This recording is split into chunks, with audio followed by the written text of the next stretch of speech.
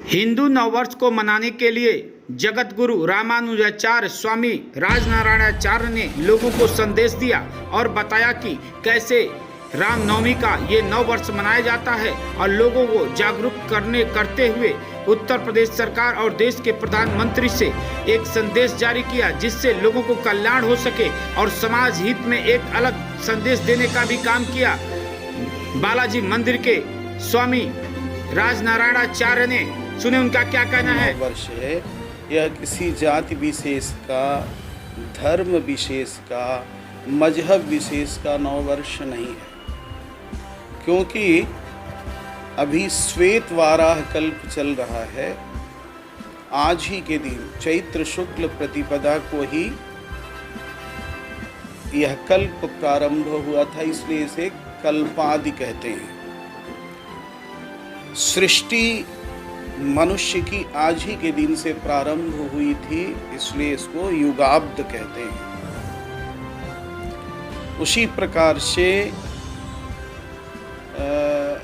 महाराजा विक्रमादित्य का जन्म हुआ था और उनकी राजगद्दी हुई थी चैत्र शुक्ल पक्ष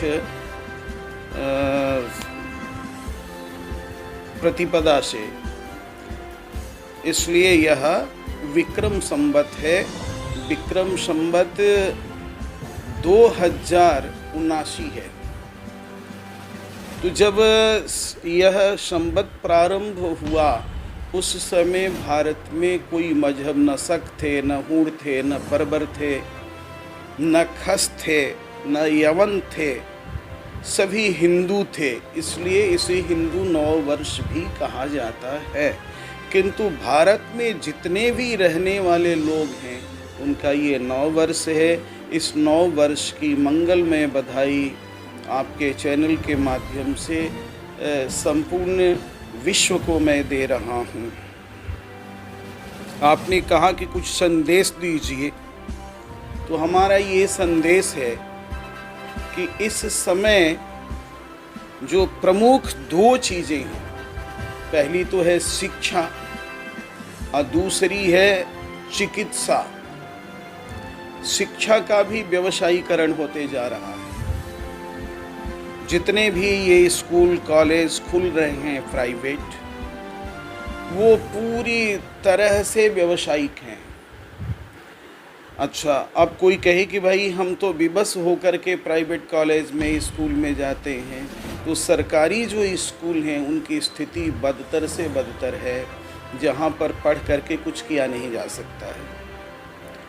चिकित्सालय की बात करें, चिकित्सा क्षेत्र में आप देखें जितने भी हॉस्पिटल्स हैं, बड़े बड़े शहरों में आप जाएंगे, जो 100 रुपये की एक पत्ती आती है दवाई की, कैंसर की, चाहे किसी बड़ी बीमारी की, वो कहते हैं कि बाहर की दवा हम नहीं लेंगे, उसे नहीं लागू करने के लिए बोलते, कहते हमारी दुकान से, जो हमारे हॉस्पिटल की दुकान है वहाँ से लीजिए। वही 100 रुपये की दवाई 1000 रुपये में मिलती है। गवर्नमेंट उस पर सोचते नहीं।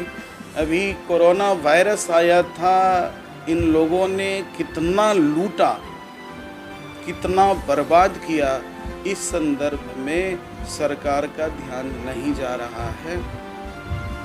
और सेंट्रल सरकार कुछ कर नहीं सकती है, क्योंकि जिस स्टेट में, जिस राज्य में जो हॉस्पिटल है,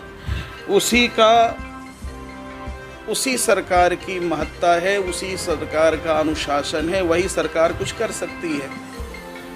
तो ऐसी स्थिति में मैं उत्तर प्रदेश के माननीय मुख्यमंत्री जी से यह आग्रह करूंगा कि वे इस संदर्भ में कुछ करें। चिकित्सालयों को और विद्यालयों पर उनकी दृष्टि जाए। यद्यपि उन्होंने बड़ा ही एक्शन लिया, कितने लोगों को परीक्षा में कदाचार कराते वक्त पकड़ा, कदाचार कराने वालों को जेल भेज दिया।